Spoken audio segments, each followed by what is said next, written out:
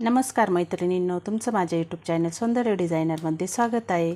सर्वप्रथम आज वटपौर्णिमेच्या माझ्या सर्व मैत्रिणींना हार्दिक शुभेच्छा। आज वटपौर्णिमा आहे आणि माझं हे अर्जंटचं ब्लाऊज राहिलेलं होतं। सकाळचे 9 वाजले। मी आज हे स्लीव्ज डिझाईन स्टिच करते।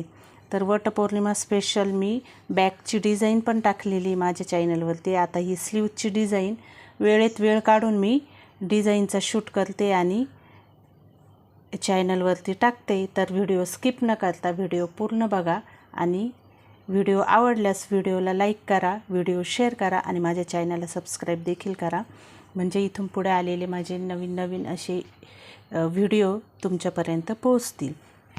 तर ही काठपदराची साडी आहे। काठपदराच्या साडीला आपल्याला डिझाईन बनवायची। मी अशा प्रकारे कटिंग करून ठेवलेली आहे। तर मी डिझाईन बनवते।